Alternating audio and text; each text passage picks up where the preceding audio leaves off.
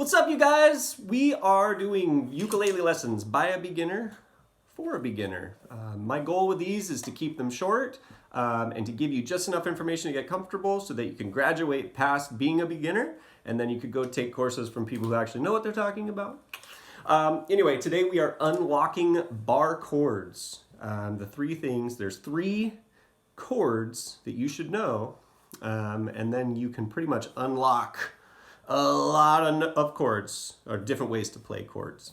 And so the three chords that you need to know to get started are C, A, and F. Okay? So just to give you the general concept, a bar chord is essentially when you are moving this guy. This is called the nut. When you move the nut up, it changes from being here to being wherever you're barring your chord. Okay, so the general concept is that you're going to create that major chord or whatever.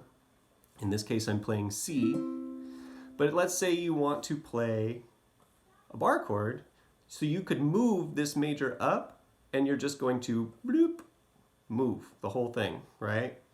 So I have a video earlier that talks about locating your notes, but essentially the progression goes A, space, B, C, space, D, space, E, F, space, G, space, and then you start over, okay?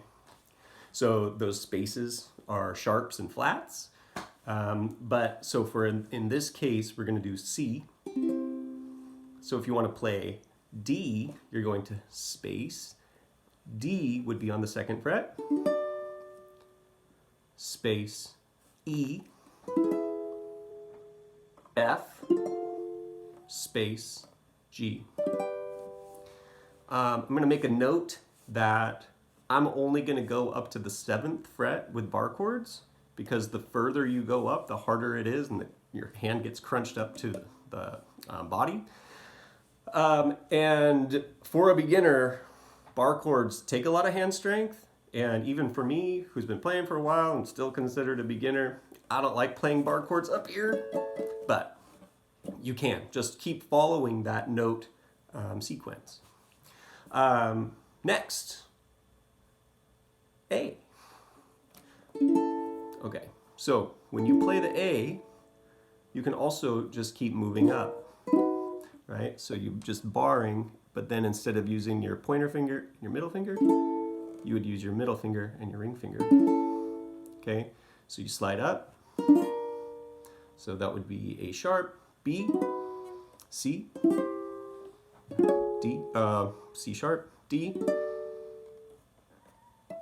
E. A side note here. You've got A7 and you've got A minor. Okay.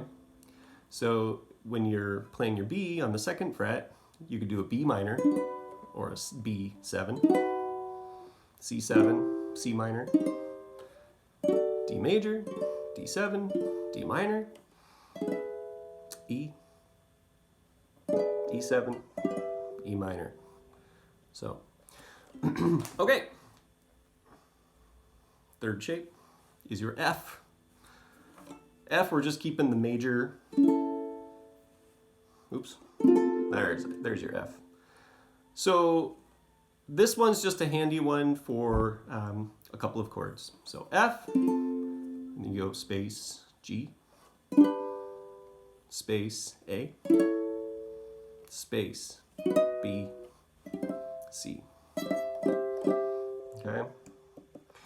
So this is super handy because it gives you alternatives to the different ways to play chords. So you can play a C like this, or like this, or like this. Okay? These are examples. So B versus, gosh, right?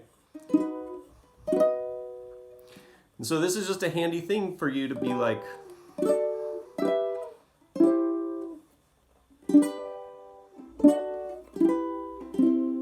so like you can play the same chords, but they're going to sound different based on where you're playing them. on the neck.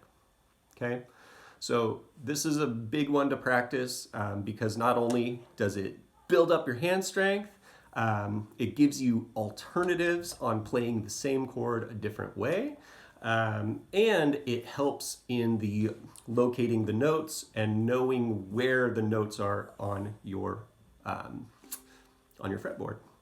So if you guys have any comments or questions, send them. And thanks for watching.